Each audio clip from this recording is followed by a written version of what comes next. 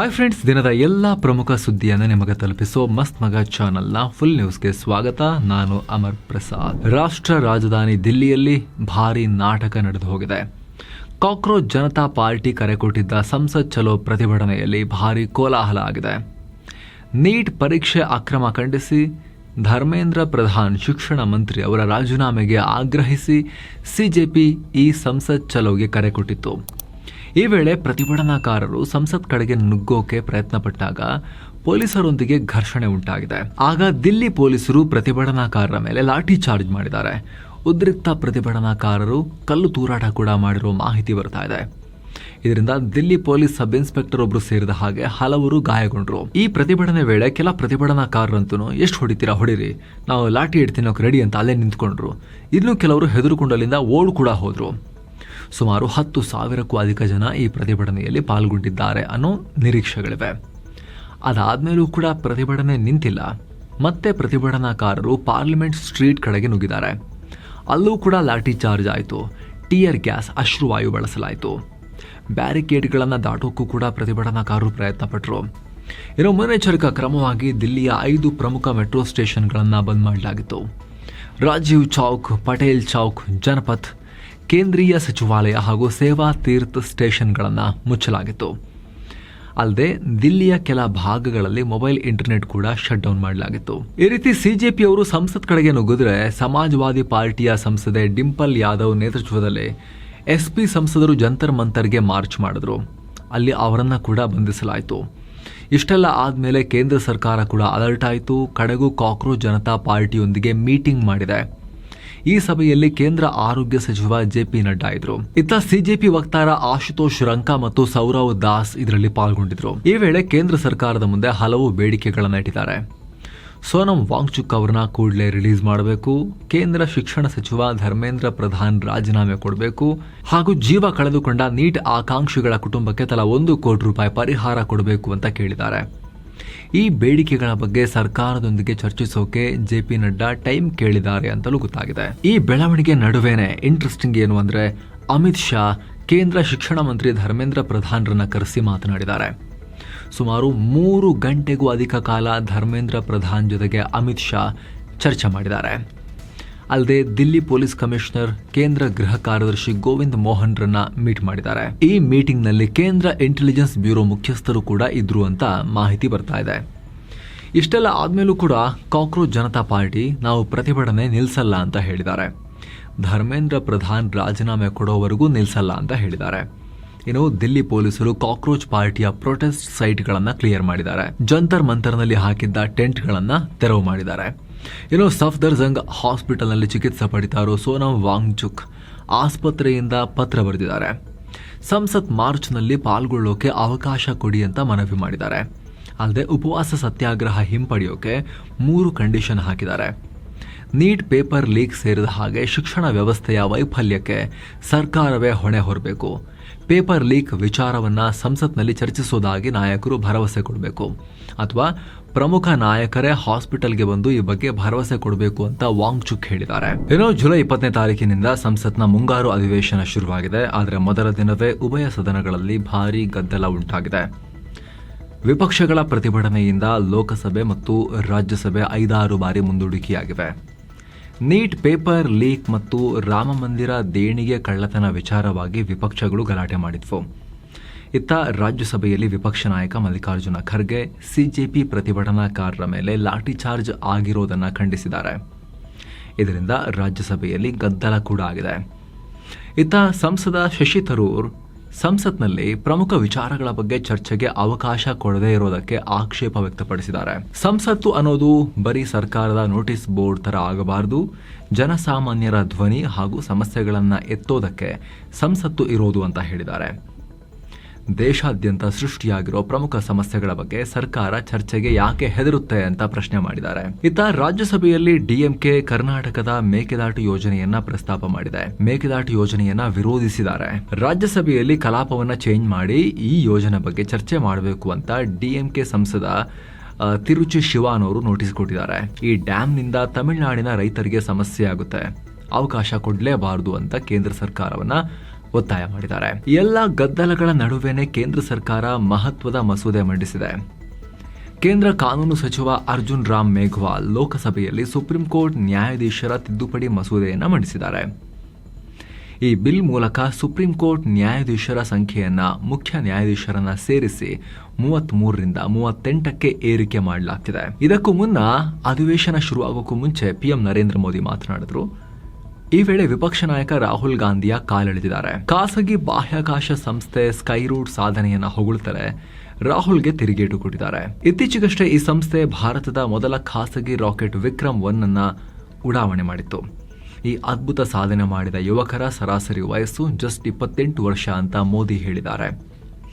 ನಾನು 56 ವರ್ಷದ ಯುವಕನ ಬಗ್ಗೆ ಮಾತಾಡ್ತಿಲ್ಲ, 28 ವರ್ಷದ ಯುವಕರಿವರೆಲ್ಲರೂ ನಮ್ಮ ಪ್ರೈವೇಟ್ ಸ್ಪೇಸ್ ರಾಕೆಟ್ ಅನ್ನು ಹಾರಿಸಿದಂಥವರು ಅಂತ ರಾಹುಲ್ ಗಾಂಧಿಗೆ ಟಾಂಟ್ ನೀಡಿದ್ದಾರೆ. ಈ 56 ನಂಬರ್ಗೊಂಚೂರು ಹಿಸ್ಟ್ರಿ ಇದೆ. 2014ರ ಚುನಾವಣೆ ವೇಳೆ ಮೋದಿ ಇದನ್ನೆಲ್ಲ ಫೇಸ್ ಮಾಡಕ್ಕೆ ಯಾರು ಬೇಕು ಅಂತ ಲೀಡರು 56 ಇಂಚಿನ ಎದೆ ಇರಬೇಕಂತ ಲೀಡರ್ ಬೇಕು ಅಂತ ಹೇಳ್ಕೊಂಡಿದ್ರು. ಅದನ್ನ ಹಿಡ್ಕೊಂಡು ಪದೇ 56 ಇಂಚಿನ ಎದೆ ಎಲ್ರಿ ಮೋದಿ ತೋರಿಸ್ರಿ ಅಂತ ಹೇಳಿ ಕಾಲೆಳಿತಾ ಇತ್ತು ಮೋದಿ ಅವರಿಗೆ. ಈಗ ಇದೇ ನಂಬರ್ ಹಿಡ್ಕೊಂಡು ರಾಹುಲ್ ಗಾಂಧಿ ಏಜ್ಗೆ ಲಿಂಕ್ ಮಾಡಿ ಯಾವ ಸೀಮೆ ಯುವ ನಾಯಕರಿ ಅಂತ ಹೇಳಿ ಇಂಡೈರೆಕ್ಟ್ ಆಗಿ ಟ್ರೋಲ್ ಮಾಡಿದ್ದಾರೆ. ಕಳೆದ ಜೂನ್ನಲ್ಲಷ್ಟೇ ರಾಹುಲ್ ಗಾಂಧಿಗೆ 56 ವರ್ಷ ಆಗಿರೋದು. ಏನೋ ಕೇಂದ್ರ ಸರ್ಕಾರದ ವಿರುದ್ಧ ವಿಪಕ್ಷ ನಾಯಕ ರಾಹುಲ್ ಗಾಂಧಿ ಪ್ರತಿಕ್ರಿಯೆ ಕೊಟ್ಟಿದ್ದಾರೆ, ಟೀಕಾ ಪ್ರಹಾರವನ್ನ ಕೂಡ ಮಾಡಿದ್ದಾರೆ. ವಿಶೇಷವಾಗಿ ಪಿಎಂ ನರೇಂದ್ರ ಮೋದಿ ಅವರ ಮೇಲೆ ಪರೀಕ್ಷಾ ಅಕ್ರಮಗಳನ್ನು ಪ್ರಶ್ನೆ ಮಾಡಿದವರ ಧ್ವನಿ ಅಡಗಿಸೋಕೆ ಸರ್ಕಾರ ಬಲ ಪ್ರಯೋಗ ಮಾಡ್ತಾ ಇದೆ ಅಂತ ಹೇಳಿದ್ದಾರೆ. ಭಾರತದ ಇತಿಹಾಸದಲ್ಲೇ ಮೋದಿ ಅತ್ಯಂತ ಯುವ ವಿರೋಧಿ ಪ್ರಧಾನಿ. ಪೇಪರ್ ಲೀಕ್ ವಿವಾದಗಳಿದ್ರೂ ಕೂಡ ಧರ್ಮೇಂದ್ರ ಪ್ರಧಾನರನ್ನ ಕಾಪಾಡ್ತಾ ಇದ್ದೀರಾ ಅಂತ ಟೀಕೆ ಮಾಡಿದ್ದಾರೆ. ಇನ್ನು ಸ್ನೇಹಿತರೆ, 7 ಸೈನ್ಸ್ ಟೂರಿಸಂನವರು ಕಾಶಿ, ಅಯೋಧ್ಯೆ, ಗಯಾ, ಬೋಧ್ಗಯಾ, ತ್ರಿವೇಣಿ ಸಂಗಮ ಸೇರಿ ಈ ಎಲ್ಲ ಅದ್ಭುತ ಜಾಗಗಳಿಗೆ ಪ್ರವಾಸವನ್ನ ಆಯೋಜನೆ ಮಾಡಿದ್ದಾರೆ. ಎಲ್ಲವನ್ನ ಒಳಗೊಂಡಿರೋ ಪ್ಯಾಕೇಜ್ 3 ಸ್ಟಾರ್ ಹೋಟೆಲ್ ಸ್ಟೇ, 3 ಹೊತ್ತು ಊಟ, ಟ್ರಾವೆಲ್, ಫ್ಲೈಟ್ ಟಿಕೆಟ್ಸ್ ಎಲ್ಲ ಸೇರಿ ಇದು. ಆಸಕ್ತರು ಕಾಲ್ ಮಾಡಿ ಬುಕ್ ಮಾಡಿಕೊಂಡು ಹೋಗಿ ಬರ್ಬೋದು. ಮತ್ತೊಂದು ಕಡೆ ಮಿಡಲ್ ಈಸ್ಟ್ ನಲ್ಲಿ ಇರಾನ್ ಮತ್ತು ಅಮೆರಿಕ ನಡುವೆ ದಾಳಿ ಪ್ರತಿದಾಳಿ ಮುಂದುವರೆದಿದೆ. ಇರಾನ್ ಈಗ ಅಮೆರಿಕಾಗೆ ದೊಡ್ಡ ಸವಾಲು ಹಾಕಿದೆ. ಇರಾನ್ ಒಳಗೆ ಸೇನೆ ನುಗ್ಗಿಸಿ ಖಾರ್ಗ್ ಐಲ್ಯಾಂಡ್ನ ವಶಕ್ಕೆ ಪಡೆಯೋಕೆ ನೋಡಿದ್ರೆ ಕೆಟ್ಟ ಪರಿಣಾಮ ಎದುರಿಸ್ತೀರಿ ನೀವು ಅಂತ ವಿದೇಶಾಂಗ ಸಚಿವಾಲಯದ ವಕ್ತಾರ ಇಸ್ಮಾಯಿಲ್ ಬಾಕಾಯ್ ಹೇಳಿದ್ದಾರೆ. ಖಾರ್ಗ್ ಐಲ್ಯಾಂಡ್ಗೆ ಅಮೆರಿಕ ಬರೋಕೆ ಪ್ರಯತ್ನ ಪಟ್ಟರೆ ಚೆನ್ನಾಗಿರೋದಿಲ್ಲ. ಅಮೆರಿಕ ಸೇನೆಯನ್ನ ಚೆನ್ನಾಗಿ ಸ್ವಾಗತ ಮಾಡೋಕೆ ನಮ್ಮ ಜನ ಕಾಯ್ಕೊಂಡು ಕೂತಿದ್ದಾರೆ ಅನ್ನೋ ಹೇಳಿಕೆಯನ್ನ ಕೊಟ್ಟಿದ್ದಾರೆ. ಅಮೆರಿಕ ಏರ್ ಸ್ಟ್ರೈಕ್ ಜೊತೆಗೆ ಇರಾನ್ ಒಳಗಡೆ ಸೇನೆಯನ್ನ ಕಾಲಿಳಿಸೋಕೂ ಕೂಡ ಯೋಚನೆ ಮಾಡ್ತಾ ಇದೆ ಅನ್ನೋ ರಿಪೋರ್ಟ್ಸ್ ಬಂದಿದ್ವು. ಅದಕ್ಕೆ ಈ ರೀತಿ ಇರಾನ್ ಪ್ರತಿಕ್ರಿಯೆ ಕೊಟ್ಟಿದೆ. ಇತ್ತ ಇರಾನ್ ಕೂಡ ಅಮೆರಿಕದ ಬೇಸ್ಗಳನ್ನು ವಶಕ್ಕೆ ಪಡೆಯೋಕೆ ಕುವೈತ್ ಒಳಗಡೆ ತನ್ನ ಸೇನೆ ನುಗ್ಗಿಸೋ ಬಗ್ಗೆ ಥಿಂಕ್ ಮಾಡ್ತಾ ಇದೆ ಅಂತ ಹೇಳಿ ಮಾಧ್ಯಮಗಳು ರಿಪೋರ್ಟ್ ಮಾಡಿವೆ. ಇದರ ಪ್ರಕಾರ ಅಮೆರಿಕ ಜೊತೆಗಿನ ಸಂಘರ್ಷ ಎಸ್ಕಲೇಟ್ ಆದರೆ ಇರಾನ್ ಸೇನೆ ಕುವೈತಿಗೆ ನುಗ್ಗಿ ಅಮೆರಿಕದ ಸೇನಾ ನೆಲೆಗಳನ್ನು ಸೀಸ್ ಮಾಡೋಕೆ ಪ್ರಯತ್ನ ಪಡ್ಬೋದು. ಅಲ್ಲಿರೋ ಕ್ಯಾಂಪ್ ಬ್ಯೂರಿಂಗ್ ಅನ್ನ ವಶಕ್ಕೆ ಪಡಿಬಹುದು. ಹಾಗೆ ಕ್ಯಾಂಪ್ ಅರಿಫ್ ಜಾನ್ ಅಥವಾ ಅಲಿ ಅಲ್ ಸಲೇಮ್ ಏರ್ ಬೇಸ್ಗಳನ್ನು ಕೂಡ ಸೀಸ್ ಮಾಡೋಕೆ ಪ್ರಯತ್ನ ಪಡ್ಬೋದು. ಇದರ ಬಗ್ಗೆ ಇರಾನ್ ಬಹಳ ಸೀರಿಯಸ್ ಆಗಿ ಥಿಂಕ್ ಮಾಡ್ತಾ ಇದೆ ಅಂತ ಇರಾನ್ನ ಟಾಪ್ ವಿಶ್ಲೇಷಕರು ಮತ್ತು ಮಾಜಿ ವಿದೇಶಾಂಗ ಸಚಿವ ಮಹದಿ ಕನಲಿಜಾದೆ ಹೇಳಿಕೆ ಉಲ್ಲೇಖಿಸಿ ರಿಪೋರ್ಟ್ ಮಾಡಲಾಗ್ತಿದೆ. ಇಲ್ಲಿ ಉದ್ದೇಶ ಸ್ಪಷ್ಟ. ಈ ರೀತಿ ಆಪರೇಷನ್ ಮಾಡಿ ಅಮೆರಿಕದ ಕನಿಷ್ಠ 100 ಸೈನಿಕರನ್ನ ಅಲ್ಲಿಂದ ಹೊತ್ಕೊಂಡು ಹೋಗಿ ಯುದ್ಧಾಪರಾಧಿಗಳಂತ ಅವ್ರನ್ನ ಕರ್ಕೊಂಡು ಹೋಗಿ ಒತ್ತೆಯಾಳುಗಳನ್ನಾಗಿ ಇಟ್ಕೊಂಡು ಅಮೆರಿಕದೊಂದಿಗೆ ಮಾತನಾಡಬೇಕಾದ್ರೆ ಅವರನ್ನ ವಶದಲ್ಲಿರೋ ಪ್ರಿಸನರ್ಸ್ ಆಫ್ ವಾರ್ ಅನ್ನ ಯುದ್ಧ ಕೈದಿಗಳನ್ನು ಬಿಡುಗಡೆ ಮಾಡೋದನ್ನ ಇರಾನ್ ಕೈಲಿರೋ ಒಂದು ಲೆವರೇಜ್ ತರ. ಹೌದಾ, ಬಿಡ್ಬೇಕಾ ಅವ್ರನ್ನ? ಹಾಗಾದ್ರೆ ನಮಗೆ ಸ್ವಲ್ಪ ಈ ರೀತಿ ಅನುಕೂಲ ಮಾಡಿಕೊಡಿ ಅಂತ ಕೇಳಕ್ಕೆ ಇರಾನ್ ಪ್ಲಾನ್ ಮಾಡ್ತಾ ಇದೆ ಅನ್ನೋ ಲೆಕ್ಕಾಚಾರ. ಎಷ್ಟೆಲ್ಲ ಆಗ್ತಾ ಇದ್ರೂ ಕೂಡ ಕದನ ವಿರಾಮದ ಚರ್ಚೆನೂ ಆಗ್ತಾ ಇದೆ. ಇರಾನ್ ಅಮೆರಿಕ ಯುದ್ಧದ ಮೀಡಿಯೇಟರ್ಸ್ ಇರಾನ್ ಮುಂದೆ 10 ದಿನಗಳ ಕದನ ವಿರಾಮದ ಆಫರ್ ಇಟ್ಟಿದಾರಂತೆ. ಇರಾನ್ ಅಮೆರಿಕ ವಿರುದ್ಧ ಮಾಡ್ತಿರೋ ದಾಳಿಯನ್ನ ಕಮ್ಮಿ ಮಾಡಿದ್ರೆ ಈ ಕದನ ವಿರಾಮ ಜಾರಿಯಾಗುತ್ತೆ. ಇದರಿಂದ ಕಳೆದ ತಿಂಗಳು 2 ರಾಷ್ಟ್ರಗಳು ಮಾಡಿಕೊಂಡಿರೋ ಮಧ್ಯಂತರ ಒಪ್ಪಂದವನ್ನ ಪುನಃ ರಿವೈವ್ ಮಾಡಬಹುದು ನಾವು ಅಂತ ಪ್ರಪೋಸಲ್ನಲ್ಲಿ ಉಲ್ಲೇಖ ಮಾಡಲಾಗಿದೆ ಅಂತ ರಾಯ್ಟರ್ಸ್ ರಿಪೋರ್ಟ್ ಮಾಡಿದೆ. ಇನ್ನು ದೇಶದ ಉತ್ತರ ಮತ್ತು ಪೂರ್ವ ಭಾಗದಲ್ಲಿ ಮಳೆಯ ಅಬ್ಬರ ಜೋರಾಗಿದೆ. ಜುಲೈ 18 ಮತ್ತು 19ನೇ ತಾರೀಕು ಸುರಿದ ಭಾರಿ ಮಳೆಗೆ ಅಸ್ಸಾಂನಲ್ಲಿ 5 ನದಿಗಳು ಅಪಾಯದ ಮಟ್ಟವನ್ನು ಮೀರಿ ಹರಿತಿವೆ. ಪರಿಣಾಮ ಪ್ರವಾಹಕ್ಕೆ ಮೃತಪಟ್ಟವರ ಸಂಖ್ಯೆ 5ಕ್ಕೆ ಏರಿಕೆಯಾಗಿದೆ. ಅಸ್ಸಾಂನ 12 ಜಿಲ್ಲೆಗಳ 580 ಹಳ್ಳಿಗಳಲ್ಲಿ ಸುಮಾರು 1,70,327 ಜನ ಸಂಕಷ್ಟಕ್ಕೆ ಸಿಕ್ಕಾಕೊಂಡಿದ್ದಾರೆ. ಹೀಗಂತ ಅಸ್ಸಾಂ ವಿಪತ್ತು ನಿರ್ವಹಣಾ ಪ್ರಾಧಿಕಾರ ಮಾಹಿತಿ ಕೊಟ್ಟಿದೆ. ಶಿವಸಾಗರ್ ಮತ್ತು ಚರಾಯಿ ದೇವ್ ಜಿಲ್ಲೆಗಳಲ್ಲಿ ಎನ್ಡಿಆರ್ಎಫ್ನ 6 ತಂಡಗಳೊಂದಿಗೆ 24 ದೋಣಿಗಳನ್ನು ರಕ್ಷಣಾ ಕಾರ್ಯಾಚರಣೆಗೆ ನಿಯೋಜಿಸಲಾಗಿದೆ. ಆತ ಜೋರ್ಹಾಟ್ನಲ್ಲಿ 2 NDRF ಟೀಮ್ ಜೊತೆ 10 ದೋಣಿಗಳನ್ನು ನಿಯೋಜನೆ ಮಾಡಲಾಗಿದೆ. ಇನ್ನು ಅಗತ್ಯವಿದ್ದರೆ ರಕ್ಷಣಾ ಕಾರ್ಯಾಚರಣೆಗೆ ಸಪೋರ್ಟ್ ಕೊಡೋಕೆ ರೆಡಿಯಾಗಿರಿ ಅಂತ ಅಸ್ಸಾಂ ಸಿಎಂ ಹಿಮಂತ ಬಿಸ್ವಾ ಸರ್ಮಾ ಭಾರತೀಯ ಸೇನೆ ಮತ್ತು ವಾಯುಪಡೆಗೆ ಮನವಿ ಮಾಡಿಕೊಂಡಿದ್ದಾರೆ. ಇತ್ತ ಹಿಮಾಚಲ ಪ್ರದೇಶದ ಹಲವು ಜಿಲ್ಲೆಗಳಲ್ಲೂ ಕೂಡ ಭಾರೀ ಮಳೆ. ಹವಾಮಾನ ಇಲಾಖೆ ರೆಡ್ ಅಲರ್ಟ್ ಕೊಟ್ಟಿದೆ. ಈಗ ಆಲ್ರೆಡಿ ಅಲ್ಲಿನ ಕೆಲ ಜಿಲ್ಲೆಗಳಲ್ಲಿ ಜುಲೈ 21ನೇ ತಾರೀಕಿನವರೆಗೆ ಎಲ್ಲಾ ಸರ್ಕಾರಿ ಮತ್ತು ಪ್ರೈವೇಟ್ ಶಾಲೆ ಕಾಲೇಜುಗಳನ್ನು ಮುಚ್ಚಲಾಗಿದೆ. ಇನ್ನು ಉತ್ತರಾಖಂಡ ಹರಿದ್ವಾರ್ನಲ್ಲಿ ಸಿಡಿಲು ಹೊಡೆದು 2 ಮೃತಪಟ್ಟಿದ್ದಾರೆ.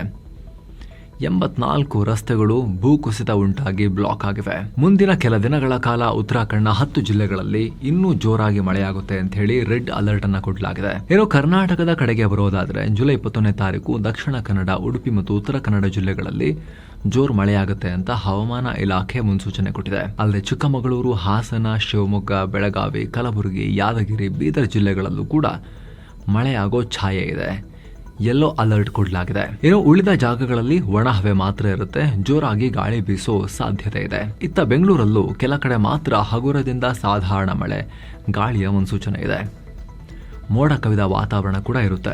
ಆದರೆ ಜುಲೈ 22ರಿಂದ ಕರಾವಳಿ ಹಾಗೂ ಮಲೆನಾಡು ಜಿಲ್ಲೆಗಳು ಸೇರಿದಂತೆ ರಾಜ್ಯಾದ್ಯಂತ ಮಳೆ ಕಮ್ಮಿಯಾಗುತ್ತೆ. ಅಂದ್ರೆ ಹೆವಿ ಮಳೆಯಾಗಲ್ಲ, ಹಗುರದಿಂದ ಸಾಧಾರಣ ಮಳೆಯಾಗುತ್ತೆ ಅಂತ ಹೇಳಿ ಹವಾಮಾನ ಇಲಾಖೆ ಹೇಳಿದೆ. ಏನೋ ಕರ್ನಾಟಕ ಸರ್ಕಾರ ಗಣಿ ಇಲಾಖೆಯಲ್ಲಿ 160 ಅಧಿಕಾರಿಗಳನ್ನ ಟ್ರಾನ್ಸ್ಫರ್ ಮಾಡಿದೆ. ಗಣಿ ಇಲಾಖೆ ಇತಿಹಾಸದಲ್ಲೇ ಅತಿದೊಡ್ಡ ಮೇಜರ್ ಸರ್ಜರಿ ಇದು. ಒಂದೇ ಕಡೆ ಠಿಕಾಣಿ ಹೂಡಿದ್ದ 80% ಸಿಬ್ಬಂದಿಯನ್ನ ಟ್ರಾನ್ಸ್ಫರ್ ಮಾಡಲಾಗಿದೆ.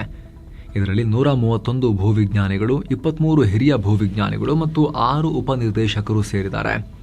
ಈ ಲಿಸ್ಟ್ನಲ್ಲಿರೋ ಅಧಿಕಾರಿಗಳ ವಿರುದ್ಧ ಆಡಳಿತಾತ್ಮಕ ಮತ್ತು ಸಾರ್ವಜನಿಕ ದೂರುಗಳು ಕೇಳಿ ಬಂದಿದ್ವು. ಹಾಗಾಗಿ ಟ್ರಾನ್ಸ್ಫರ್ ಅಂತ ಸರ್ಕಾರ ಹೇಳಿದೆ. ಮತ್ತೊಂದು ಕಡೆ ಕರ್ನಾಟಕದಲ್ಲಿ 15,000 ಶಿಕ್ಷಕರ ನೇಮಕಾತಿಗೆ ಕ್ಯಾಬಿನೆಟ್ ಮೀಟಿಂಗ್ನಲ್ಲಿ ಒಪ್ಪಿಗೆ ಸಿಕ್ಕಿದೆ ಅಂತ ಸಿಎಂ DK ಶಿವಕುಮಾರ್ ಅವರು ಅನೌನ್ಸ್ ಮಾಡಿದ್ದಾರೆ. ಈ ಹುದ್ದೆಗಳಲ್ಲಿ 6,967 ಹುದ್ದೆ ಕಲ್ಯಾಣ ಕರ್ನಾಟಕ ಭಾಗಕ್ಕೆ ಹೋಗುತ್ತೆ. ಇದರಲ್ಲಿ 3,228 ಪದವೀಧರ ಪ್ರಾಥಮಿಕ ಶಿಕ್ಷಕರು, 2,214 ಪ್ರೌಢಶಾಲಾ ಸಹ ಶಿಕ್ಷಕರು, 800 ಪ್ರಾಥಮಿಕ ಶಾಲಾ ಶಿಕ್ಷಕರು, 425 ದೈಹಿಕ ಶಿಕ್ಷಣ ಶಿಕ್ಷಕರು ಮತ್ತು 300 ಕಂಪ್ಯೂಟರ್ ಸೈನ್ಸ್ ಶಿಕ್ಷಕರ ಹುದ್ದೆಗಳಿವೆ. ಹಾಗೆ ಇನ್ನುಳಿದ 8,033 ಹುದ್ದೆಯನ್ನ ಕಲ್ಯಾಣ ಕರ್ನಾಟಕ ಬಿಟ್ಟು ಉಳಿದ ಕರ್ನಾಟಕದ ಭಾಗಗಳಿಗೆ ಹಂಚಿಕೆ ಮಾಡಲಾಗ್ತಾ ಇದೆ. ಇದರಲ್ಲಿ 5,272 ಪದವೀಧರ ಪ್ರಾಥಮಿಕ ಶಿಕ್ಷಕರು, 2,286 ಪ್ರೌಢಶಾಲಾ ಸಹ ಶಿಕ್ಷಕರು, 100 ಪ್ರಾಥಮಿಕ ಶಾಲಾ ಶಿಕ್ಷಕರು, 175 ದೈಹಿಕ ಶಿಕ್ಷಣ ಶಿಕ್ಷಕರು ಹಾಗೂ 200 ಕಂಪ್ಯೂಟರ್ ಸೈನ್ಸ್ ಶಿಕ್ಷಕರ ಹುದ್ದೆಗಳಿವೆ. ಸರ್ಕಾರಿ ಶಾಲೆಗಳಲ್ಲಿ ಟೀಚರ್ಸ್ ಇಲ್ಲದೆ ಪಾಠಕ್ಕೆ ತುಂಬಾ ತೊಂದರೆ ಆಗ್ತಾ ಇತ್ತು. ಇದನ್ನ ಸರಿಪಡಿಸಿ ಒಳ್ಳೆ ಎಜುಕೇಶನ್ ಕೊಡಬೇಕು ಅಂತ ಈ ರಿಕ್ರೂಟ್ಮೆಂಟ್ ಈಗ ಶುರು ಮಾಡಲಾಗಿದೆ. ಇನ್ನು ಬಿಡದಿ ಟೌನ್ಶಿಪ್ ಯೋಜನೆಗೆ ಹೈಕೋರ್ಟ್ ಮಹತ್ವದ ಆದೇಶ ಕೊಟ್ಟಿದೆ. ಈ ಯೋಜನೆಗೆ ಸರ್ಕಾರ ಭೂಸ್ವಾಧೀನ ಮಾಡ್ತಿರೋದನ್ನ ಪ್ರಶ್ನಿಸಿ ಅರ್ಜಿ ಸಲ್ಲಿಕೆಯಾಗಿತ್ತು. ಈ ಅರ್ಜಿಯನ್ನ ಹೈಕೋರ್ಟ್ ವಜಾಗೊಳಿಸಿದೆ. ಕಳೆದ ಜೂನ್ 10ನೇ ತಾರೀಕು ಸರ್ಕಾರ ಹೊರಡಿಸಿರೋ ಭೂಸ್ವಾಧೀನ ಅಧಿಸೂಚನೆ ಕಾನೂನು ಬಾಹಿರ ಅಂತ ಹೇಳಿ ಏನು ವಾದ ಮಾಡಲಾಗಿತ್ತು. ಇದು ಸಾರ್ವಜನಿಕ ಹಿತಾಸಕ್ತಿಯನ್ನ ಹೊಂದಿಲ್ಲ, ಕೃಷಿ ಭೂಮಿಯನ್ನ ರಿಯಲ್ ಎಸ್ಟೇಟ್ ಮಾಡ್ತಿದ್ದಾರೆ ಅಂತೆಲ್ಲ ಆರೋಪ ಮಾಡಲಾಗಿತ್ತು. ಆದ್ರೆ ವಿಚಾರಣೆ ವೇಳೆ ಕೋರ್ಟ್ ಇದರಲ್ಲಿ ನಗರಾಭಿವೃದ್ಧಿ ಕಾಯ್ದೆಯ ಯಾವ ಕಾನೂನು ಉಲ್ಲಂಘನೆಯಾಗಿದೆ ಹೇಳಿ ಅಂತ ಪ್ರಶ್ನೆ ಮಾಡಿದೆ. ಅರ್ಜಿದಾರರ ವಾದಗಳಲ್ಲಿ ಯಾವುದೇ ಬಲವಾದ ಕಾನೂನಾತ್ಮಕ ಆಧಾರಗಳು ಇಲ್ಲ, ಇದನ್ನ ನಾವು ಒಪ್ಪಕ್ಕಾಗಲ್ಲ ಅರ್ಜಿಯನ್ನ ಅಂತ ಅರ್ಜಿಯನ್ನೇ ಕೋರ್ಟ್ ರಿಜೆಕ್ಟ್ ಮಾಡಿದೆ. ಈ ಮೂಲಕ DK ಸರ್ಕಾರದ ಕನಸಿನ ಯೋಜನೆಗೆ ಹೈಕೋರ್ಟ್ ನಲ್ಲಿ ಮೊದಲ ದೊಡ್ಡ ಗೆಲುವು ಸಿಕ್ಕಿದೆ. ಏನೋ ಮಾಜಿ ಪ್ರಧಾನಿ ದೇವೇಗೌಡರ ಪತ್ನಿ ಚೆನ್ನಮ್ಮ ಅವರ ಅಂತಿಮ ಸಂಸ್ಕಾರ ನೆರವೇರಿದೆ. ಹಾಸನ ಜಿಲ್ಲೆ ಹರದನಹಳ್ಳಿ ಮಾವಿನಕೆರೆಯ ರಂಗನಾಥ ಸ್ವಾಮಿ ಬೆಟ್ಟದ ತಪ್ಪಲಲ್ಲಿ ಸಕಲ ಸರ್ಕಾರಿ ಗೌರವಗಳೊಂದಿಗೆ ಅಂತಿಮ ಸಂಸ್ಕಾರ ನೆರವೇರಿಸಲಾಗಿದೆ. ಇತ್ತ ತಮಿಳುನಾಡಿನಲ್ಲಿ ವಿಳಾತ್ತಿಕುಲಂ ಕ್ಷೇತ್ರದ DMK ಶಾಸಕ GV ಮಾರ್ಕಂಡೇಯನ್ ಅರೆಸ್ಟ್ ಆಗಿದ್ದಾರೆ. ಇವರು ತಮಿಳುನಾಡು ಸಿಎಂ ಜೋಸೆಫ್ ವಿಜಯ್ ವಿರುದ್ಧ ಮಾನಹಾನಿಕರ ಮತ್ತು ಬೆದರಿಕೆಯ ಹೇಳಿಕೆಯನ್ನು ಕೊಟ್ಟಿದ್ರು. ಆ ರೀತಿ ಆರೋಪದ ಮೇಲೆ ಬಂಧಿಸಲಾಗಿದೆ. ಶನಿವಾರ ನಡೆದ ಕೃತಜ್ಞತಾ ಸಭೆ ವೇಳೆ ಮಾರ್ಕಂಡೇಯನ್ ಸಿಎಂ ವಿಜಯ್ಗೆ ಜೀವ ಬೆದರಿಕೆ ಹಾಕಿದ್ರು. ವಿಧಾನಸಭೆಯಲ್ಲೇ ಸಿಎಂ ಅವರ ಮೂಳೆ ಮುರಿತೀನಿ ಅಂತ ಹೇಳಿದ್ರು. ಇನ್ನು ಕೆಲ ವಿವಾದಾಸ್ಪದ ಹೇಳಿಕೆಗಳನ್ನು ಕೊಟ್ಟಿದ್ರು ಅಂತ FIRನಲ್ಲಿ ಆರೋಪಿಸಲಾಗಿದೆ. ಇತ್ತೀಚೆಗಷ್ಟೇ ಸಿಎಂ ವಿಜಯ್ ವಿರುದ್ಧ ಮಾನಹಾನಿಕರ ಭಾಷಣ ಮಾಡಿದ್ರು ಅಂತ ಹೇಳಿ ಜುಲೈ 3ನೇ ತಾರೀಕು DMK ಹಾಲಿ ಶಾಸಕ ಹಾಗೂ ಮಾಜಿ ಮಂತ್ರಿ ಅನಿತಾ ಎ ರಾಧಾಕೃಷ್ಣನ್ರನ್ನ ಕೂಡ ಬಂಧಿಸಲಾಗಿತ್ತು. ಈಗ ಇನ್ನೊಬ್ಬರನ್ನ ಹೊತ್ಕೊಂಡು ಹೋಗಿದ್ದಾರೆ. ವಿಜಯ್ ಬಗ್ಗೆ ಸ್ವಲ್ಪ ಆ ಕಡೆ ಮಾತಾಡಿದ್ರು ಕೂಡ ಎದುರಾಳಿ ಶಾಸಕರನ್ನ ಪೊಲೀಸರು ಹೊತ್ಕೊಂಡು ಹೋಗ್ತಾರೆ ತಮಿಳುನಾಡಿನಲ್ಲಿ. ಈಗ ಫೈಟರ್ ಜೆಟ್ ಇಂಜಿನ್ ನಾವೇ ಮಾಡ್ಕೊಳ್ಳೋ ವಿಚಾರದಲ್ಲಿ ಮೊದಲ ಹೆಜ್ಜೆಯನ್ನು ಒಂದು ಪ್ರೈವೇಟ್ ಕಂಪನಿ ಇಟ್ಟಿದೆ.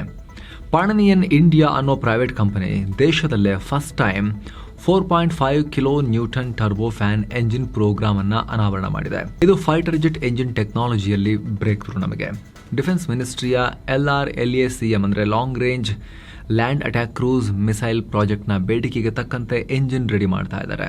ಈ ಎಂಜಿನ್ ನ ಕಾನ್ಸೆಪ್ಟ್ ಮತ್ತು ಡೀಟೇಲ್ ಡಿಸೈನ್ ಕಂಪ್ಲೀಟ್ ಆಗಿದೆ. ಸಬ್ ಸಿಸ್ಟಮ್ ಟೆಸ್ಟಿಂಗ್, ವ್ಯಾಲಿಡೇಷನ್ ಮತ್ತು ಫುಲ್ ಎಂಜಿನ್ ಸರ್ಟಿಫಿಕೇಶನ್ ಹಂತಕ್ಕೆ ತಲುಪಿದೆ. ಇದೇ ಎಂಜಿನ್ ಕೆಪಾಸಿಟಿಯನ್ನು ಮುಂದೆ 12.5 ಕಿಲೋ ನ್ಯೂಟನ್ ವರೆಗೂ ಕೂಡ ಜಾಸ್ತಿ ಮಾಡಿ ಸ್ವಾಯತ್ CCAV ಅನ್ನೋ ಫೈಟರ್ ಏರ್ಕ್ರಾಫ್ಟ್ ಪ್ಲಾಟ್ಫಾರ್ಮ್ಗೂ ಯೂಸ್ ಮಾಡೋ ಪ್ಲಾನ್ ಕಂಪನಿಗಿದೆ. ಹಾಗಂತ ಪ್ರೈವೇಟ್ ಕಂಪನಿ ಹೇಳ್ಕೊಂಡಿದೆ, ಕ್ಲೇಮ್ ಮಾಡಿದೆ. ಹಾಗೆ ಮಾಡಕ್ ಸಾಧ್ಯ ಆಯಿತು ಅಂತ ಹೇಳಿದ್ರೆ, ಅದನ್ನ ರಿಯಲ್ ನಲ್ಲಿ ನಮಗೆ ಅದನ್ನ ನೋಡಕ್ ಸಿಕ್ತು, ಆ ಎಂಜಿನ್ ಬಂತು ಅಂತ ಹೇಳಿದ್ರೆ ತುಂಬಾ ಸಂತೋಷ. ಏನೋ ತ್ರಿಪುರಾದ ಪೊಲೀಸ್ ಮಹಾನಿರ್ದೇಶಕ DGP ಅನುರಾಗ್ ಧನ್ಕರ್ ಅನುಮಾನಾಸ್ಪದವಾಗಿ ಮೃತಪಟ್ಟಿದ್ದಾರೆ. ಅಗರ್ತಲಾದಲ್ಲಿರೋ ಪೊಲೀಸ್ ಹೆಡ್ ಕ್ವಾರ್ಟರ್ಸ್ ನಲ್ಲಿ ಅವರ ದೇಹ ಸಿಕ್ಕಿದೆ. ಮೇಲ್ನೋಟಕ್ಕೆ ಅದು ಅವರೇ ಮಾಡಿಕೊಂಡಿರೋ ಕೃತ್ಯ ಅಂತ ಹೇಳಿ ಪೊಲೀಸರು ಶಂಕೆ ವ್ಯಕ್ತಪಡಿಸ್ತಾ ಇದ್ದಾರೆ. ಪ್ರಾಥಮಿಕ ಮಾಹಿತಿ ಪ್ರಕಾರ DGP ತಮ್ಮ ಸರ್ವಿಸ್ ಬಂದೂಕಿನಿಂದ ಈ ರೀತಿ ಗುಂಡು ಹಾರಿಸಿಕೊಂಡಿದ್ದಾರೆ ಅಂತ ಹೇಳಲಾಗ್ತಿದೆ. ತನಿಖೆ ನಡೀತಾ ಇದೆ. ಏನೋ ರಾಮ ಮಂದಿರ ದೇಣಿಗೆ ದುರ್ಬಳಕೆ ಕೇಸ್ನಲ್ಲಿ ಯಾರು ಪಾಲಿಟಿಕ್ಸ್ ಮಾಡಬೇಡಿ ಅಂತ ಸುಪ್ರೀಂ ಕೋರ್ಟ್ ಎಚ್ಚರಿಕೆ ಕೊಟ್ಟಿದೆ. ಈ ತನಿಖೆಯನ್ನ ಮೊದಲು ರಿಪೋರ್ಟ್ ಕೊಟ್ಟಿದ್ದ 3 ಜನರ SIT ಟೀಮ್ ಉಸ್ತುವಾರಿಯಲ್ಲೇ ನಡೆಸಬೇಕು ಅಂತ ಕೋರ್ಟ್ ಹೇಳಿದೆ. ಚೀಫ್ ಜಸ್ಟಿಸ್ ಸೂರ್ಯಕಾಂತ್ ಅವರಿದ್ದ ಬೆಂಚ್ SIT ಟೀಮ್ ರಚನೆ ಬಗ್ಗೆ ಡೀಟೇಲ್ ಅನ್ನ ಕೊಡಿ ಅಂತ UP ಸರ್ಕಾರಕ್ಕೆ ಹೇಳಿದ್ದು ಜುಲೈ 27ಕ್ಕೆ ವಿಚಾರಣೆಯನ್ನ ಮುಂದೂಡಿಕೆ ಮಾಡಲಾಗಿದೆ. ಇದೊಂದು ಅಪರಾಧ ಕೃತ್ಯ, ಇದನ್ನ ಪೊಲಿಟಿಸೈಸ್ ಮಾಡಬೇಡಿ, ತನಿಖೆ ನಿಷ್ಪಕ್ಷಪಾತವಾಗಿ ನಡಿಬೇಕು, ಕೋರ್ಟ್ ಇರೋದು ಪಾಲಿಟಿಕ್ಸ್ ಮಾಡಕ್ ಅಲ್ಲ ಅಂತ ಬೆಂಚ್ ಹೇಳಿದೆ. ಇನ್ನು ವಾರದ ಮೊದಲ ಸೆಷನ್ ನಲ್ಲಿ ಭಾರತದ ಷೇರುಪೇಟೆ ಕುಸಿತ ಕಂಡಿದೆ. ಸೆನ್ಸೆಕ್ಸ್ 442 ಪಾಯಿಂಟ್ಸ್ ಅಥವಾ 0.57% ಬಿದ್ದು 77,708ಕ್ಕೆ ರೀಚ್ ಆಗಿದೆ. ನಿಫ್ಟಿ 95 ಪಾಯಿಂಟ್ಸ್ ಅಥವಾ 0.39% ಬಿದ್ದು 24,238ಕ್ಕೆ ತಲುಪಿದೆ. Nifty mid cap index 0.60% jump ಆದರೆ ನಿಫ್ಟಿ ಸ್ಮಾಲ್ ಕ್ಯಾಪ್ ಇಂಡೆಕ್ಸ್ 0.16% ಏರಿಕೆಯಾಗಿದೆ. ಓವರ್ ಮಾರ್ಕೆಟ್ ರೇಟ್ ಇರೋದಕ್ಕೆ ಮುಖ್ಯ ಕಾರಣ ಕಂಪನಿಗಳ Q1 ರಿಸಲ್ಟ್. ಈ ಬಾರಿ ಬ್ಯಾಂಕಿಂಗ್ ಹೆವಿವೇಟ್ ಕಂಪನಿಗಳ Q1 ರಿಸಲ್ಟ್ ಹೂಡಿಕೆದಾರ ನಿರೀಕ್ಷೆಗಳನ್ನು ವಿಫಲಗೊಳಿಸಿದೆ. ಹೀಗಾಗಿ ಬ್ಯಾಂಕಿಂಗ್ ಮತ್ತು ಫಿನಾನ್ಷಿಯಲ್ ಹೆವಿವೇಟ್ ಕಂಪನಿಗಳಲ್ಲಿ ಸಿಕ್ಕಾಪಟ್ಟೆ ಪ್ರಾಫಿಟ್ ಬುಕ್ಕಿಂಗ್ ಆಯಿತು, ಸೆಲ್ ಆಫ್ ಕೂಡ ಆಯಿತು. HDFC ಬ್ಯಾಂಕ್, ಆಕ್ಸಿಸ್ ಬ್ಯಾಂಕ್ ಮತ್ತು ಕೋಟಕ್ ಮಹೀಂದ್ರ ಬ್ಯಾಂಕ್ನಲ್ಲಿ ನಡೆದ ಸೆಲ್ ಆಫ್ ಷೇರುಪೇಟೆಗೆ ದೊಡ್ಡ ಹೊಡೆತವನ್ನು ಕೊಡ್ತು. ಇತ್ತ ಅಮೆರಿಕ ಮತ್ತು ಇರಾನ್ ನಡುವೆ ಉದ್ವಿಗ್ನತೆ ಇರೋದು ಕೂಡ ಎಸ್ಕಲೇಟ್ ಆಗ್ತಾನೆ ಹೋಗ್ತಿದೆ. ಪರಿಣಾಮ ತೈಲ ಬೆಲೆಯಲ್ಲಿ ಏರಿಕೆಯಾಗ್ತಾ ಇದೆ. ಈ ವಿಡಿಯೋ ರೆಕಾರ್ಡ್ ಮಾಡೋ ಟೈಮ್ನಲ್ಲಿ ಪ್ರತಿ ಬ್ಯಾರೆಲ್ ಬ್ರೆಂಟ್ ಕ್ರೂಡ್ ಆಯಿಲ್ $88 ಗಡಿಯಲ್ಲಿತ್ತು. ಡಾಲರ್ ಮುಂದೆ ರೂಪಾಯಿ ಮೌಲ್ಯ 14 ಪೈಸೆ ಬಿದ್ದು $96.44 ಆಗಿದೆ. ಇವೆಲ್ಲ ಕಾರಣಗಳಿಂದ ಸ್ಟಾಕ್ ಮಾರ್ಕೆಟ್ ಬಿತ್ತು. Axis bank, HDFC bank, Maruti Suzuki, Kotak Mahindra, Jio financial ರೆಡ್ನಲ್ಲಿದ್ವು. Trent, power grid, Nestle India, NTPC, Bharti Airtel, SBI India ಗ್ರೀನ್ನಲ್ಲಿದ್ವು. ಇನ್ನು BSEನಲ್ಲಿ ಒಟ್ಟು 2,226 ಸ್ಟಾಕ್ಸ್ ಗ್ರೀನ್ನಲ್ಲಿದ್ರೆ 2,039 ಸ್ಟಾಕ್ಸ್ ರೆಡ್ನಲ್ಲಿವೆ. ಇನ್ನು Q1 ರಿಸಲ್ಟ್ ಕಡೆಗೆ ಬರೋದಾದ್ರೆ ಆದಿತ್ಯ ಬಿರ್ಲಾ ಗ್ರೂಪ್ನ ಅಲ್ಟ್ರಾಟೆಕ್ ಸಿಮೆಂಟ್ ಕಂಪನಿ ಪಾಲಿಗೆ ಇದು ಗುಡ್ ಕ್ವಾರ್ಟರ್. ಕಂಪನಿಯ net profit year on year 16.77% rise ಆಗಿ 2,599 ಕೋಟಿ ರೂಪಾಯಿಗೆ ತಲುಪಿದೆ. ಮಾರಾಟ, ಆದಾಯ ಜಾಸ್ತಿ ಹಾಗೂ ಪ್ರೊಡಕ್ಷನ್ ಕಾಸ್ಟ್ ಕಮ್ಮಿಯಾಗಿ ಈ ರೀತಿ ಲಾಭ ಬಂದಿದೆ. ಅದೇ ಕಳೆದ ವರ್ಷ ಇದೇ ಅವಧಿಯಲ್ಲಿ ಕಂಪನಿಯ ನೆಟ್ ಪ್ರಾಫಿಟ್ 10% ಏರಿಕೆಯಾಗಿತ್ತು. ಮತ್ತೊಂದು ಕಡೆ LTCG ಬಗ್ಗೆ ಗವರ್ಮೆಂಟ್ನ clarification, long term capital gain tax ಅನ್ನ ಕ್ಯಾನ್ಸಲ್ ಮಾಡುವ ಯಾವುದೇ ಪ್ರಪೋಸಲ್ ಇಲ್ಲ ಅಂತ ಸರ್ಕಾರ ಹೇಳಿದೆ. ರಿಟೇಲ್ ಹಾಗೂ ಡೊಮೆಸ್ಟಿಕ್ ಇನ್ವೆಸ್ಟರ್ಸ್ ಮೇಲೂ ಕೂಡ ಈ ಟ್ಯಾಕ್ಸ್ ಅನ್ನ ತೆಗೆಯೋ ಯಾವುದೇ ಲೆಕ್ಕಾಚಾರ ಇಲ್ಲ ಅಂತ ಅವರು ಸ್ಪಷ್ಟಪಡಿಸಿದ್ದಾರೆ. ಇತ್ತೀಚೆಗೆ ಸರ್ಕಾರಿ ಬಾಂಡ್ಗಳಲ್ಲಿ ಇನ್ವೆಸ್ಟ್ ಮಾಡೋ ಫಾರಿನ್ ಇನ್ವೆಸ್ಟರ್ಸ್ಗೆ ಸರ್ಕಾರ ಟ್ಯಾಕ್ಸ್ ವಿನಾಯಿತಿ ಕೊಟ್ಟಿತ್ತು. ಹಾಗೆ ಈಕ್ವಿಟಿಯಲ್ಲೂ ಕೂಡ ಮಾಡ್ತೀರಾ ಅನ್ನೋ ಒಂದು ಬೇಡಿಕೆಯನ್ನು ಮುಂದೆ ಇಡಲಾಗಿತ್ತು. ಅದಕ್ಕೆ ಈ ರೀತಿ ಪ್ರತಿಕ್ರಿಯೆ ಕೊಟ್ಟಿದ್ದಾರೆ. ಸರ್ಕಾರಕ್ಕೆ 2025-26ರಲ್ಲಿ LTCG ಟ್ಯಾಕ್ಸ್ನಿಂದ 1,29,158 ಕೋಟಿ ರೂಪಾಯಿ ಕಲೆಕ್ಟ್ ಆಗಿದೆ. ಅದೇ ಹಿಂದಿನ ವರ್ಷ ಇದು 72,249 ಕೋಟಿ ರೂಪಾಯಿ ಮಾತ್ರ ಇತ್ತು. ಸಿಕ್ಕಾಪಟ್ಟೆ ಜಂಪ್ ಆಗಿದೆಯಲ್ಲ, ಹಾಗಾಗಿ ಇವಾಗಿರೋ ರೂಲ್ಸೇ ಮುಂದುವರಿಯುತ್ತೆ. ಶೇರ್ ಅಥವಾ ಈಕ್ವಿಟಿ ಮ್ಯೂಚುವಲ್ ಫಂಡ್ಸ್ ಅನ್ನ 1 ವರ್ಷಕ್ಕೂ ಹೆಚ್ಚು ಕಾಲ ಇಟ್ಕೊಂಡು ಮಾರಿದ್ರೆ ಅದನ್ನ ಲಾಂಗ್ ಟರ್ಮ್ ಕ್ಯಾಪಿಟಲ್ ಗೇನ್ಸ್ ಅಂತ ಕರೀತಾರೆ. ಆರ್ಥಿಕ ವರ್ಷದಲ್ಲಿ 1.25 ಲಕ್ಷ ರೂಪಾಯಿಗಿಂತ ಕಮ್ಮಿ ಇತ್ತು ಅಂದ್ರೆ ಕ್ಯಾಪಿಟಲ್ ಗೇನ್ಸ್ ಯಾವುದೇ ಟ್ಯಾಕ್ಸ್ ಕಟ್ಟಬೇಕಾಗಿಲ್ಲ. ಆದ್ರೆ ಅದಕ್ಕಿಂತ ಮೇಲಿತ್ತು ಅಂತ ಹೇಳಿದ್ರೆ 12.5% ಫ್ಲಾಟ್ ಟ್ಯಾಕ್ಸ್ ಅನ್ನ ಕಟ್ಟಬೇಕು. ಅದೇ ಶಾರ್ಟ್ ಟರ್ಮ್ ಕ್ಯಾಪಿಟಲ್ ಗೇನ್ಸ್ ಅಂತ ಹೇಳಿದ್ರೆ 1 ವರ್ಷಕ್ಕಿಂತ ಮುಂಚೆನೆ ಮಾರಿದ್ರೆ 20% ಕ್ಯಾಪಿಟಲ್ ಗೇನ್ ಮೇಲೆ ಟ್ಯಾಕ್ಸ್ ಇರುತ್ತೆ. ಏನೋ ಭಾರತದಲ್ಲಿ ಇದೇ ಮೊದಲ ಬಾರಿಗೆ ಡೆಂಗ್ಯೂಗೆ ವ್ಯಾಕ್ಸಿನ್ ಅಪ್ರೂವಲ್ ಸಿಕ್ಕಿದೆ. ಜಪಾನ್ ಕಂಪನಿ ಟಕೇಡಾ ತಯಾರು ಮಾಡಿರೋ ಕ್ಯುಡೆಂಗಾ ಲಸಿಕೆಗೆ drugs controller general of India ಅನುಮತಿಯನ್ನು ಕೊಟ್ಟಿದ್ದಾರೆ. ಇದು 4ರಿಂದ 60 ವರ್ಷದವರೆಗಿನ ಏಜ್ ಗ್ರೂಪ್ಗೆ ಲಭ್ಯ ಇರುತ್ತೆ. ಡೆಂಗ್ಯೂ ಬರದಂತೆ ರಕ್ಷಣೆ ಕೊಡುತ್ತೆ. ಈ ಲಸಿಕೆ ತಗೊಳ್ಳೋಕ್ಕೂ ಮುಂಚೆ ಯಾವುದೇ ಟೆಸ್ಟ್ ಕೂಡ ಮಾಡಿಸೋ ಅವಶ್ಯಕತೆ ಇಲ್ಲ. ಈ ಹಿಂದೆ ಡೆಂಗ್ಯೂ ಬಂದಿದ್ರೂ ಅಥವಾ ಬರದೇ ಇದ್ರೂ ಕೂಡ ಇದನ್ನ ತಗೋಬಹುದು. ಈ ವ್ಯಾಕ್ಸಿನ್ ಡೆಂಗ್ಯೂ ವೈರಸ್ನ ಎಲ್ಲ 4 ವೇರಿಯಂಟ್ಸ್ ವಿರುದ್ಧ ರಕ್ಷಣೆ ಕೊಡುತ್ತೆ. ಇದನ್ನ 3 ತಿಂಗಳ ಗ್ಯಾಪ್ನಲ್ಲಿ 2 ಡೋಸ್ಗಳಾಗಿ ಕೊಡಲಾಗುತ್ತೆ. WHO ನಿಂದಲೂ ಅಪ್ರೂವ್ ಆಗಿರೋ ಈ ಲಸಿಕೆ 2 ತಿಂಗಳ ಬಳಿಕ ಡೆಂಗ್ಯೂ ತಡೆಯೋದರಲ್ಲಿ 80% ಎಫೆಕ್ಟಿವ್ನೆಸ್ ಅನ್ನು ತೋರಿಸಿದೆ. ಭಾರತದಲ್ಲೂ ಕ್ಲಿನಿಕಲ್ ಟ್ರಯಲ್ಸ್ ನಡೆದಿದ್ದು ಮಕ್ಕಳು ಮತ್ತು ವಯಸ್ಕರಿಗೆ ಇದು ಸೇಫ್ ಅಂತ ಗೊತ್ತಾಗಿದೆ. ಸದ್ಯದಲ್ಲೇ ಸರ್ಕಾರಿ ಮತ್ತು ಖಾಸಗಿ ವಲಯದಲ್ಲಿ ಈ ಲಸಿಕೆ ಲಭ್ಯ ಆಗುತ್ತೆ. ಎಥೆನಾಲ್ ನಂತರ ಈಗ ಅಡುಗೆ ಮನೆಗೂ ಎಥೆನಾಲ್ ಬರೋ ಕಾಲ ಹತ್ತಿರ ಆಗ್ತಾ ಇದೆ. LPG ಯೊಂದಿಗೆ ಎಥೆನಾಲ್ ಅನ್ನು ಕೂಡ ಕುಕಿಂಗ್ ಫ್ಯೂಲ್ ಆಗಿ ಬಳಸೋಕೆ ministry of petroleum and natural gas ಒಂದು ಹೊಸ ಪಾಲಿಸಿ ತರ್ತಾ ಇದೆ. ಕಬ್ಬು ಮತ್ತು ಧಾನ್ಯಗಳಿಂದ ಮಾಡೋ ಎಥೆನಾಲ್ ಬಳಸಿದ್ರೆ ವಿದೇಶಿ LPG ಗ್ಯಾಸ್ ಮೇಲಿನ ಡಿಪೆಂಡೆನ್ಸಿ ಕಮ್ಮಿ ಆಗುತ್ತೆ. ಹೇಗೋ ದೇಶದಲ್ಲಿ ಪ್ರೊಡಕ್ಷನ್ ಚೆನ್ನಾಗಿ ಆಗ್ತಾ ಇದೆ.